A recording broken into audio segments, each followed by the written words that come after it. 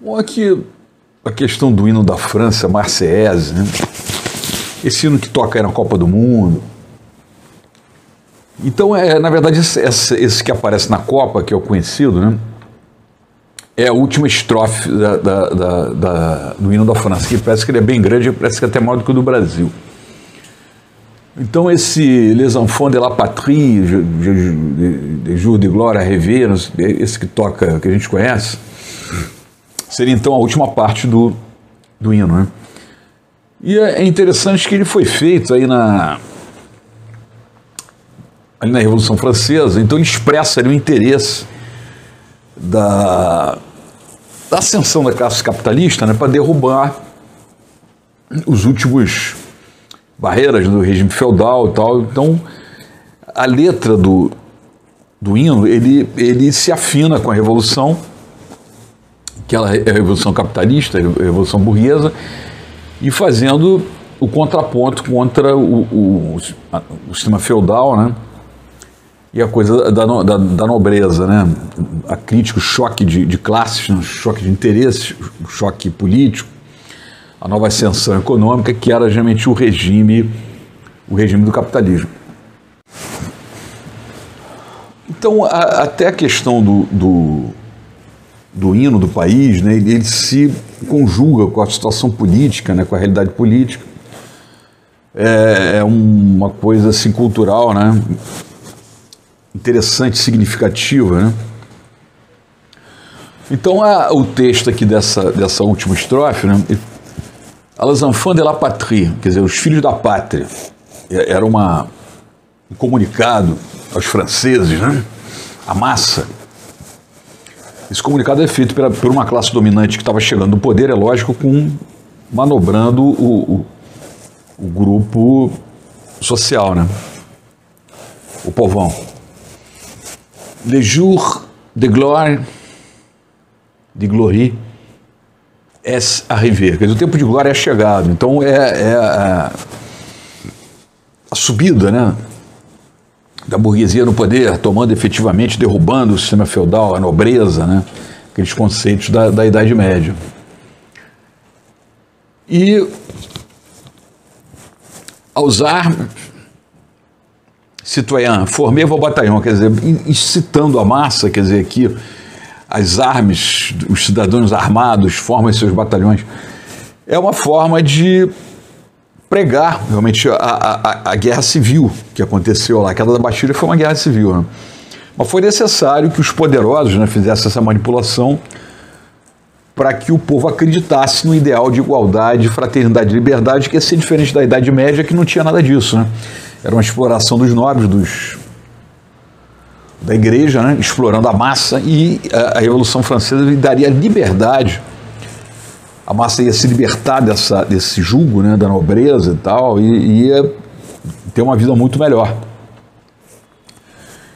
Então, aqui na última frase é que vem a parte assim, mas eu acho que mais significativa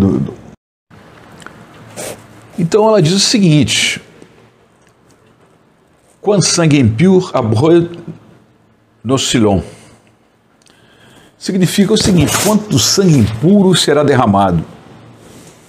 Mas o que é sangue impuro, né? Porque são as pessoas que estão contra aquele sistema, aquela ascensão do capitalismo, aquela ascensão do Estado moderno, democrático, em oposição à Idade Média, né?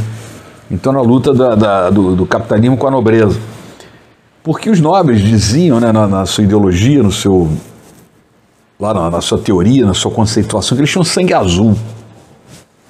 E aqui a burguesia rebate essa ideia, evidentemente, e no hino, que é interessante, ele finaliza: quanto sangue impuro será derramado. Então, esse sangue azul, não tem nada de sangue azul, é um sangue impuro, é um sangue de pessoas que exploram, de farsantes, de falsos nobres, que eram os nobres da Idade Média, que eram os opressores, era a classe dominante que arrebentava o povão.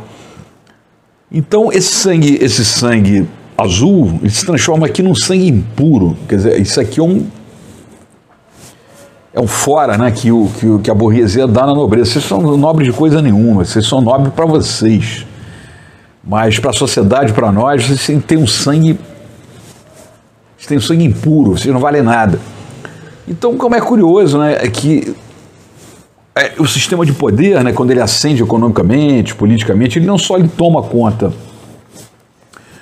da parte material, fisicamente, né, da parte propriamente concreta da coisa, como também na sua parte material. Ele tem um processo cultural que até o hino do país ele fica comprometido com aquelas ideias. E tudo aqui é muito... Nessa última estrofe mesmo, essa aqui ela parece que... Você vê que cada frase ali é muito bem pensada, muito bem colocada, ela tem muito significado, não é colocado ali à toa. Então, como é que o sistema de poder ele trabalha, né, até nisso, até no hino do país, né, que passa a ser quase que um mantra, né, de revolucionário e tal, ele passa a ser, ele é controlado pelo poder. Então, o controle do poder, ele controla tudo, até as coisas mais assim, que teoricamente são do povo, são de todo mundo, que não tem interesse nenhum naquilo ali, mas isso na verdade é uma enganação, porque eles controlam até o hino do país. Então o autor do hino da França, eu não estou me lembrando exatamente a quem foi atribuído, mas dizem que o autor verdadeiro, né, é uma corrente que diz que seria o Camille Desmoulins. O Camille Desmoulins era um chefe da imprensa revolucionária, era um girondino comprometido com a alta cúpula capitalista, né, com a alta burguesia, e ele teria sido, na verdade, o autor da letra da Marseillaise. Mas há quem combata isso, diz que não, que os historiadores e tal, que não pode ser, não tem nada a ver, então não se sabe quem seria realmente o autor. Mas o fator do Camille Desmoulins, que era o jornalista, o chefe da imprensa, né, que era um cara que, aliás, foi para a forca, né, foi para a guilhotina junto com Danton e outros lá, o jogo colocado pelo Robespierre. É interessante porque a participação do jornalismo, como que o jornalismo é meramente uma informação, ele é isento, né, em tese. Como é que é possível que o chefe dessa imprensa, o cara mais importante, ele fosse até o autor do hino revolucionário, né, envolvimento político, da informação da imprensa, do controle informativo de pensamento, envolvimento disso com a política, com o governo, com o poder. E, quer dizer, então isso sempre foi assim, né? Isso não é uma novidade agora do século XXI, não. Os controles de poder são sempre... Eles invadem todas as áreas, né? Aquelas áreas que teriam que ser isentas, como a informação, jornalismo, estão totalmente comprometidos, né?